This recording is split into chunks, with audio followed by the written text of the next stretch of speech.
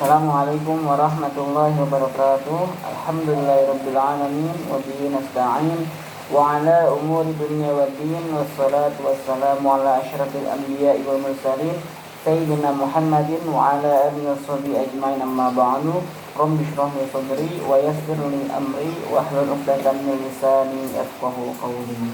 Alhamdulillahirabbil alamin. Apa kabar teman-teman semuanya, sahabat Al-Qur'an? Semoga semuanya senantiasa sehat dan berada dalam lindungan Allah Subhanahu wa taala. Baik, kali ini kita akan sedikit membahas tentang siddiq, sifat siddiq. Qala Allah Ta'ala fi Kitabil Karim, a'udzu billahi minasyaitonir rajim. Bismillahirrahmanirrahim.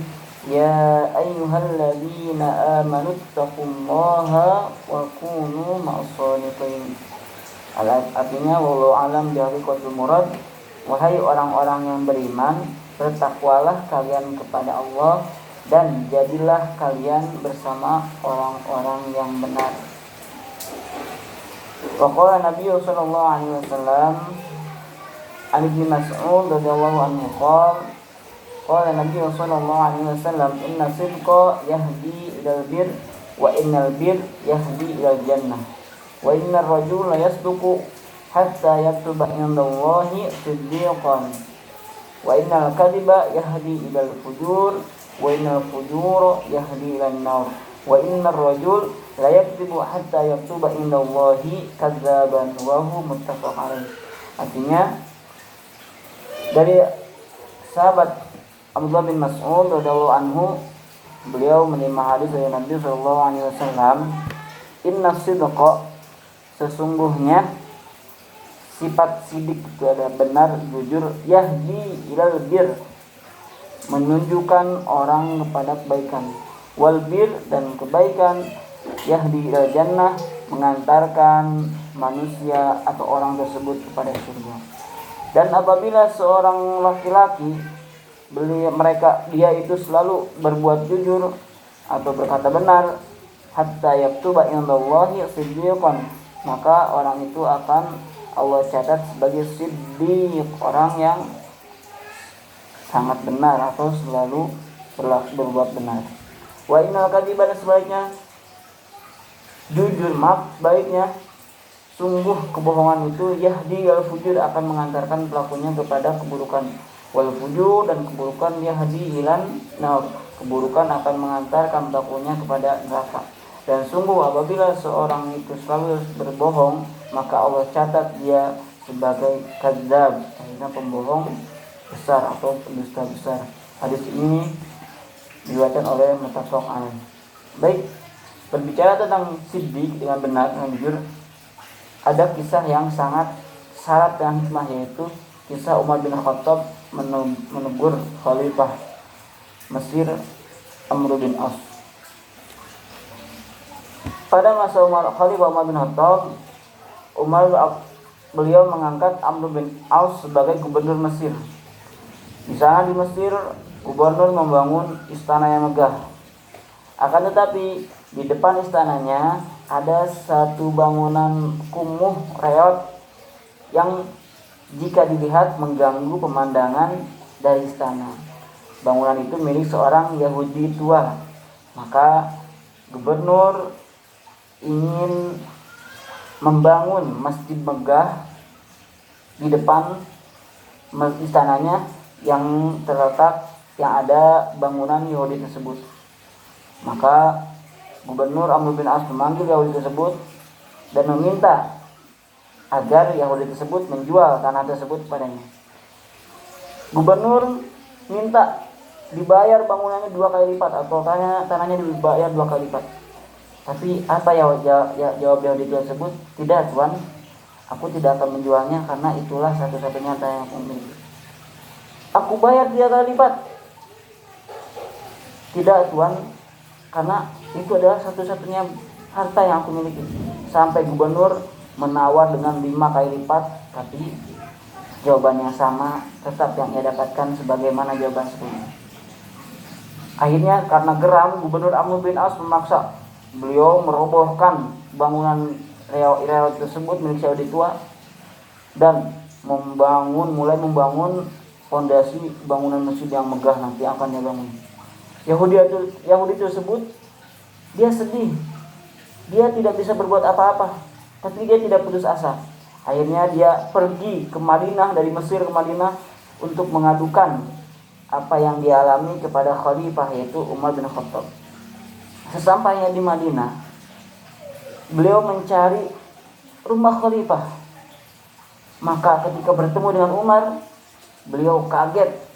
Seorang pemimpin besar umat Islam, khalifah, gubernurnya saja di Mesir punya bangunan megah, khalifah tinggal di rumah sederhana.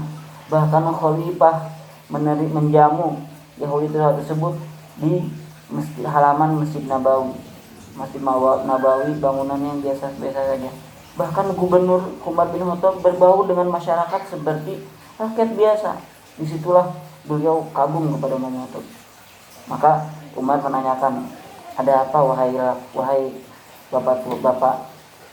Yahudi tersebut berkata, mengadukan perihal rumahnya yang dirobohkan dan akan dibangun oleh gubernur Amr bin Aus, Masjid megah. Maka dengan sopan Umar berkata, tolong ambil tulang tersebut. Maka Yahudi tersebut mengambil tulang unta sudah bau busuk, gak jauh dari keduanya duduk. Diberikanlah tulang itu pada Umar bin Khattab. Maka Umar bin Khattab mengambil pedangnya, kemudian di tulang itu dia goreskan oleh pedang tanda alif. Kemudian dia tandai di atasnya dengan goresan kecil di atasnya oleh ujung pedang. Umar berkata, bawalah ini dan berikanlah ini kepada Amr bin As. Yahudi itu kaget, wahai khalifah, saya kesini untuk mengadukan perihal apa yang saya alami. Mengapa saya dapat tulang ini? Apa jawab Umar dengan tetap sopan? Umar berkata, wahai bapak, keadilan yang kau minta ada pada tulang tersebut. Maka dengan hati yang dongkol, yang penuh dengan tanda tanya, Yahudi itu pulang balik Mesir. Dan kemudian sesampainya di Mesir, dia menemui gubernur Amr bin As. Dia memberikan tulang itu kepada gubernur. Maka ketika gubernur menerima tulang itu, responnya seperti apa? Gubernur Amr bin As kaget. Beliau memerintahkan agar pasukannya, agar tentaranya menghancurkan bangunan masjid dan dibangunkan bangunan tua milik Yahudi tersebut, dibangunan kembali. Si Yahudi kaget, hingga akhirnya bertanya, wahai gubernur, mengapa engkau begitu kaget? Aku heran, ada apa dengan tulang ini? Apa jawab Amr bin As? Wahai Yahudi tua, tulang ini hanya tulang biasa. Tapi ketika yang memberikannya adalah Khalifah Umar bin Khattab, seakan-akan Khalifah berkata kepadaku, wahai Amr bin As, apapun jabatanmu, apapun posisimu, setinggi apapun pangkatmu, pada akhirnya engkau akan menjadi tulang seperti ini. Maka bertindak adillah kau seperti huruf alif ini. Jika tidak bisa berbuat adil, maka pedangku yang akan menebas batang lehermu.